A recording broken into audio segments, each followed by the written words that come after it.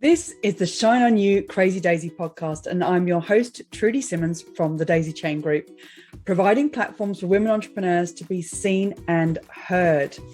This platform is for women entrepreneurs that want to hear the real stories of what it takes to be yourself and run a business with all the different hats that you might have to wear. These are the stories of the tenacious, the rebellious, and the resilient women that are working towards the future that they want to build for themselves and their families. Hello and welcome to Shine On You Crazy Daisy podcast. And I am thrilled and excited to bring to you today Melissa Histon from Got Your Back Sista. Melissa, please tell us about your business and tell us where you are. Okay, so to start off with, I'll tell you where I am because I don't generally do like Zooms or podcasts just sitting in the in the darkness in the middle of nowhere. I'm actually camping right now, and look, got my little Halloween candle. Yes. So I'm doing this lovely podcast and Zoom by candlelight at Byron Bay. Oh, amazing! Byron Bay in Australia. Yeah. Your business. Yeah. So Got Your Back Sista. We're a charity based out of Newcastle in New South Wales, Australia, and we empower women to thrive, to rebuild their lives after they've fled a violent relationship. Yeah. I've got so many questions for you, and your chapter is such a roller coaster ride to read. But what I've known about you for years, that you did this trip to Nepal. I didn't realize until a few years later you'd done that trip straight after your recovery from breast cancer. So what made you want to go and do such a big trip after recovery? Well, do you know what? Going through the breast cancer, it really was a time of self-reflection, really. I was being treated, with surgery, chemotherapy, and radiation treatment for 12 months. And it was a time of self-reflection and really thinking about how my life had been to that stage. I was 35 and how I wanted to live out the rest of my life. And I was in a workshop one day and we were doing vision boarding, and I thought about, I was doing photography at the time.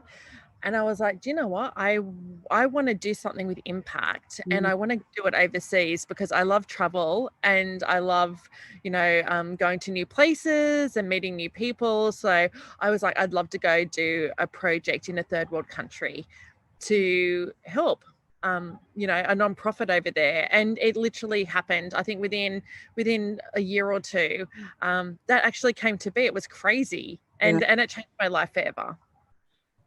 And in changing your life and you coming back and making these bigger decisions for yourself and your business, you said in the chapter that you're not an activist or a lobbyist. So what made you want to make this difference in the lives of women escaping domestic violence? Was that a result of Nepal? Yeah, look, so while we were in Nepal, there was myself and there were four of us from Newcastle who'd gone over there to make a documentary about the sex trafficking of women and Nepali women and children. And then we were traveling around with the non-profit Three Angels Nepal. And we spent 2 weeks traveling rural and remote villages on the border between Nepal and India, and just hearing the most horrendous stories of abuse from women and girls who had been trafficked and subject to the most horrendous treatment, being drugged, tortured, raped, put in cages, thrown into brothels. And each of these women or girls had managed to escape and make their way back to Nepal and were being rehabilitated and helped by Three Angels Nepal. But hearing their stories, day after day for 2 weeks straight, when I came back to Australia, I really had that sense of, it was almost like a divine guidance thing. It's like, do you know what? How do I come back to my amazing life and forget about all, and not do anything? I really felt compelled. I felt like I had to do something.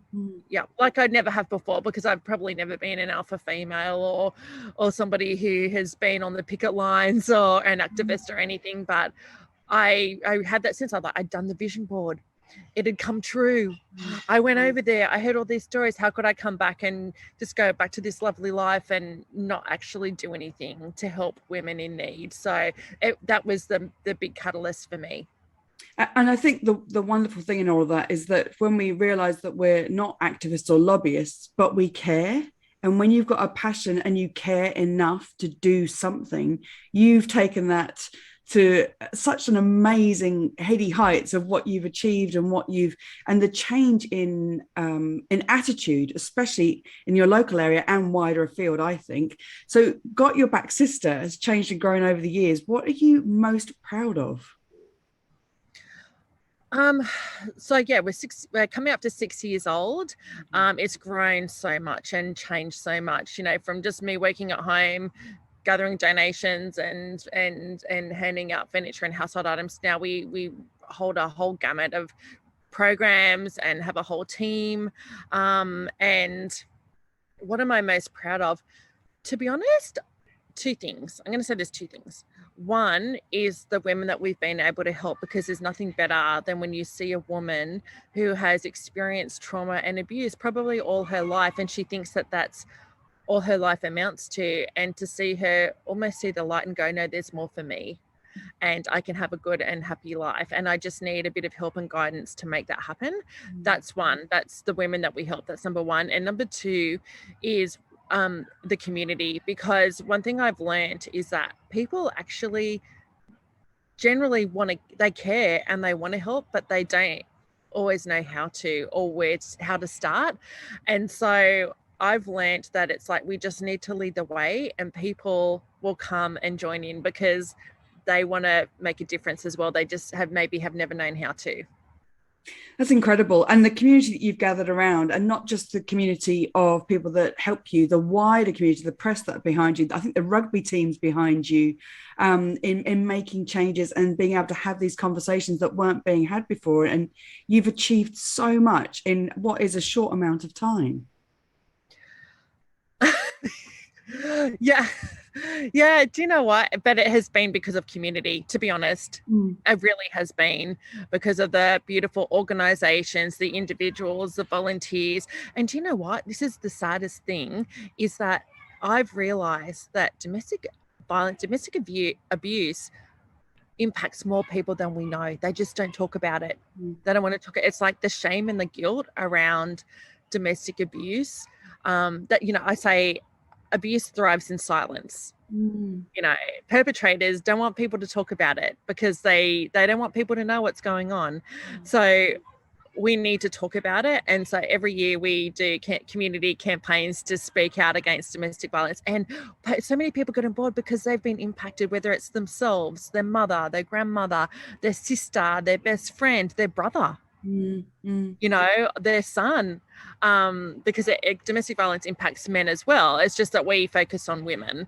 But that's the sad thing, is that it impacts more people than we realize, but it compels people to get on board and help. Oh, you've done such a great job. If there was one lesson that you'd want every entrepreneur to know, what would it be? Okay, so absolutely, I would want every entrepreneur to know this. One thing I've learned is that it's actually can be a really lonely journey. I'm going to say that. It can be a really lonely journey. And sometimes I feel quite lonely heading up an organization. But I've learned that's why it's so important that you have to have the right people around you. You absolutely do. That's key. If you have the right people around you to give you great advice, to challenge you, you don't necessarily want yes people, you want people to challenge you, but people who know more. That's one thing Richard Branson taught me. I went to his island a few years ago and did his leadership program, and he's like, I always employ people who know more than I do. So I go, that's really key. You have to have good people around you because it can be quite lonely, the entrepreneur's journey. Absolutely. And coming back to your level of community as well, you can have 1,000 people around you, but still feel lonely in your business. And it is having those people that, as you said, challenge you, but have your back, which is what you talk about all the time. You know what? Absolutely. That is the biggest thing, is like having people who have your back. And I remember years ago, I went to Dr. Phil came to Australia, to Sydney, and he did Dr. Phil, the arena concert, which was Dr. Phil standing in the middle of a stage in ASO Arena for like 2 or 3 hours. And I remember that he talked right at the end of that show, he talked about what are the key things that make people successful. And he said, well, I always remember this. He goes, one of the things was you have to have people around you who genuinely want to see you do well. Yes. Who genuinely want to see you do well, you know, and those people are few and far between sometimes. But when you find those people that have your back and they genuinely want to see you do well, you hold on to those people and you love them and you thank them and you keep them around. That's a really good lesson for anybody to take away as well, that to find those people. What's your favorite piece of business software? Facebook. Yeah. And that is because, do you know what? So for Got Your Back Sista, social media has been key in terms of engaging community. So social media, I've just been the last probably 18 months getting savvy with Instagram. I'm not great at it, but certainly Facebook has been such a great way to connect and get people to join our community, to communicate our campaigns, what we're doing. Love them or hate them, they've been an integral part of growing Got Your Back Sista. Crikey, thank you so much for being a part of the Shine Your Crazy Daisy book volume 3 and to be on the podcast. I can't wait to see what you do next, Mel. Thank you so much. Thank you so much. And before you go, Trudy, I totally need to photograph this moment, if that's okay, of when I'm like, oh, I'm sorry, people are texting me. I need a photograph of this moment right now with my Halloween candle, my gin and tonic, and Trudy. I love this. Great on audio. Amazing. Thank you, Mel. Thank you so much for watching the Shine on Your Crazy Daisy podcast. If you've liked what you've seen today, then please make sure that you click the subscribe button to this channel to see more inspiration and motivation as more of these stories keep coming out. And if you want even more, click on the link below this video and go and have a look at the series of books Shine on You Crazy Daisy and get even more inspiration and motivation for you and your business.